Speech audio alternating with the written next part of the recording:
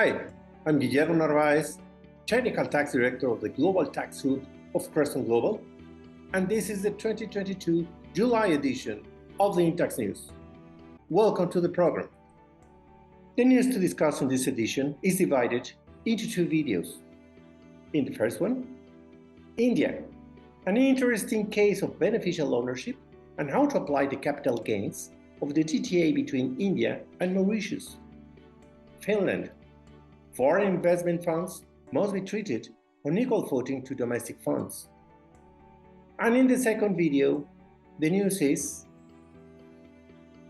Italy, when an intercompany loan agreement, interest-free, can comply with transfer pricing rules.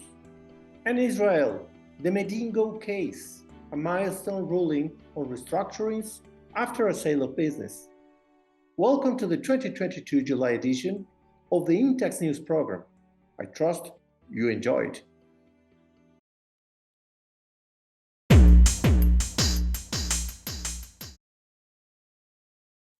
A court of appeal in Mumbai, India, has ruled on a case where the multinational Vodafone is involved.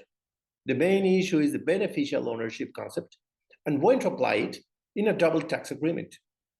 A subsidiary of a Cayman Island company located in Mauritius held shares of a company in India. Vodafone Mauritius decided to sell its share in the Indian company to a third party in Singapore. According to the taxpayer view, the DTA between India and Mauritius should apply, and in consequence, the transaction was exempted. However, the tax authority in India had a different criterion. After concluding the real beneficiary of the sale was the entity in Cayman, owner of Vodafone Mauritius. Thus, the benefits derived by the DTA must not apply in this case. The tax authority based its reasonings on the following points. The control and real administration of Vodafone Mauritius were carried out in Cayman. Funding of Vodafone Mauritius was entirely done by Cayman. The mind behind the sale was Cayman. Guidance and roadmap of the operation was prepared and accurately determined by Cayman, and Vodafone Mauritius was only a vehicle to achieve the sale and could not be in another way, given that the legal owner of the interest in the Indian company was a resident of Mauritius. The authority founded its reasonings on two judicial precedents. Finally, the conflict reached the Income Tax Appeals Tribunal of the Mumbai bench, where the case was ruled but not finished yet. The point of substance is whether Article 13.4 of the DTA applies or not. When I mention Article 13.4, those involved in these matters know that it's a classic of international taxation.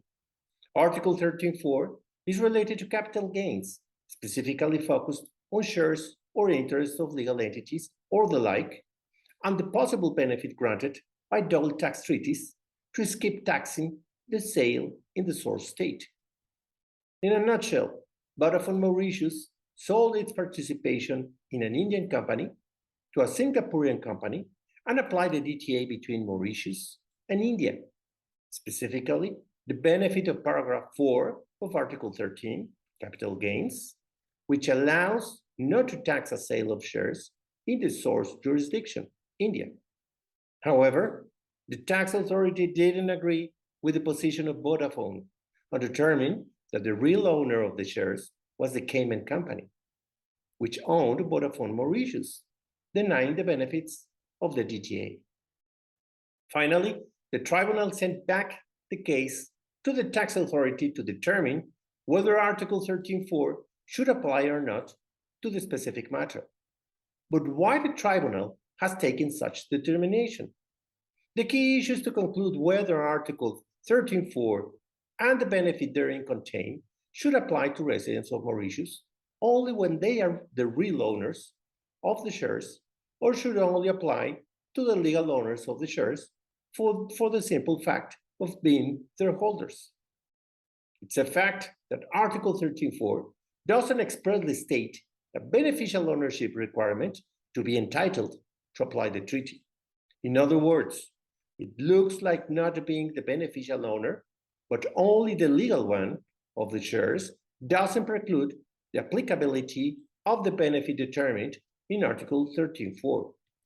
Conversely, other articles of the DTA, like provisions concerning interests and royalties, make indeed a straight mention of the beneficial ownership concept as a requisite to claim the benefits therein determined.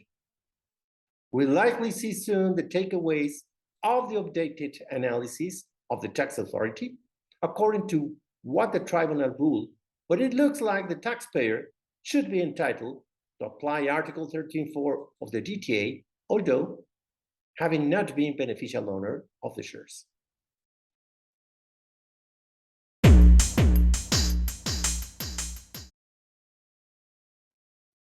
A French trading company dedicated to operating as an investment fund invested in real estate in Finland. From a tax perspective, funds were transparent vehicles in Finland. Therefore, their benefits were free of tax, corresponding to the shareholders, natural persons, to report the benefits from the funds for tax purposes.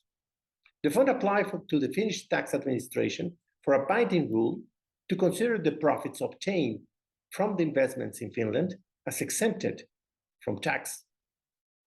The fund obtained a ruling with exemption for 2019, but it was denied in 2020 on the grounds that the law had changed.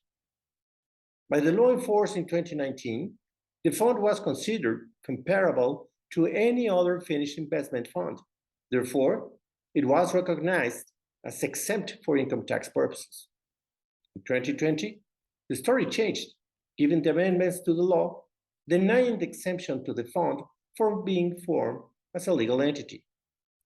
Until 2019, the exemption of foreign investment funds in Finland was decided on a case-by-case basis, so foreign funds had to obtain specific binding rules in order to apply for the tax exemption. As of 2020, investment funds should meet legal general requirements to achieve tax exemption on profits from Finnish source. The main requirement to meet is that funds must be organized contractually to be considered exempt for tax purposes. On the contrary, funds organized as legal entities will not fulfill the requirement. Therefore, they should pay tax at a rate of 20% on profits from Finnish investments. The matter was finally decided by the Court of Justice of the European Union in 2022. The court ruled in favor of the taxpayer by pointing out that foreign funds would never comply with the new exemption rule, since the founding requirement for exemption is that funds be contractual and not organized as legal entities. Therefore, the court defined that the Finnish rules are contrary to the EU free movement of capital.